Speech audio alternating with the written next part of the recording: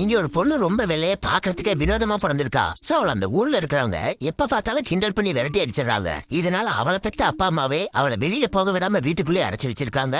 அதுல வெறுத்து போனவ ஒரு நாள் அவங்க வீட்டை விட்டே ஓடிடுறா. போற வழியில பசியில மயக்கம் போட்டு கீழே விழுந்துடுறா. அப்ப அந்த பக்கமா போன ஒருத்தர் இவளை பாவம் பார்த்து வீட்டுக்கு தூக்கிட்டு வரான். தூக்கிட்டு வந்தவன் அவன் நடத்திட்டு இருக்கிற ஹோட்டல்லே அவளை தங்க வைக்கிறான். இப்படியே கொஞ்ச நாள் அவ கூட பழகினதுல அவளே காதலிச்சு கல்யாணம் பண்ணிக்கிறேன்னு சொல்லிடுறான். வாழ்க்கையிலே முத ஒருத்தர் இவகிட்ட பாசமா நடந்துக்கிறது அவளுக்கும் ரொம்ப பிடிச்சிருக்கு. இப்படியே நல்லா போயிட்டு இருக்க ஒரு நாள் திடீர்னு அவளுக்கு அவசரமா வேற ஒரு ஊருக்கு போற வேலை இருக்கிறதுனால அந்த ஹோட்டல்ல அவளை விட்டுட்டு ஊருக்கு போயிடுறான். போனவன் ரொம்ப மாசமா அதிகம் வராதனால இவளே அவனை தேடி அந்த ஊருக்கு போயிடுறா. போய் பார்த்தா அவன் வேற ஒரு பொண்ணை கல்யாணம் பண்ணி அந்த பொண்ணு மாசமா இருக்கிறத பாக்குறா. அதை பார்த்ததுமே மனசு உடைஞ்சு போயிடுறா. என்ன இவள் ரொம்ப வெள்ளையா இருக்கிறதுனால இவளை ஒதுக்கிட்டான்னு நினைச்சு கோவம் வந்து அவளுக்கு அவளே வெறுத்து போயிடுறா. அந்த வெறுப்புல அவளோட உடம்புல இருக்கிற தோலை அவளே கிழிச்சுட்டு அந்த ஹோட்டல்ல இறந்து போயிடுறா.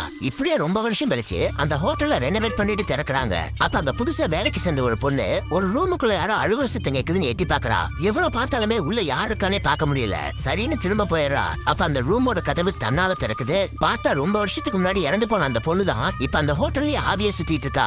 ஆக்சுவலா ரொம்ப வருஷத்துக்கு முன்னாடி என்ன நடந்திருக்குன்னா இவளை விட்டுட்டு போனவ இவளை கல்யாணம் பண்ணிக்கிறதுக்காக தான் ஒரு ரிங்க வாங்கிட்டு பாசமா கிளம்புறான். அப்பன்னு பார்த்து ஒரு கார் அடிச்சு அங்கேயே மயக்கம் போட்டுறான். அதுல அவனுக்கு பழசு சுத்தமா மறந்து போயிடுது. அது தெரியாம அவனோட அப்பா அம்மா இவனுக்கு வேற ஒரு கல்யாணம் பண்ணி வச்சிடறாங்க. கொஞ்சம் வருஷத்துக்கு அப்புறம் தான் அவனுக்கு பழசெல்லாம் ஞாபகம் வருது. உடனே அவளை தேடி அந்த ஹோட்டலுக்கு வரான். வந்து பார்த்தா அவ ஒரு எலும்பு கூட செதஞ்சு கிடக்குறா. அதை பார்த்து அவனால தாங்க முடியாம கத்தி அழுகுறான். அதுக்கப்புறம் அந்த உடம்பு அங்க இருந்து எடுத்துட்டு போய் ஒரு இடத்துல பாதுகாப்பா புதைச்சு வைக்கிறான். கிளைமேக்ஸ்ல அவளை புதைச்ச இடத்துல இருந்து அவளை எடுத்து அவளுக்குன்னு வாங்கின அந்த ரிங்க அவகிட்ட கொடுத்ததுக்கு அப்புறம் தான் அவளோட ஆத்மா சாந்தி அடையுது.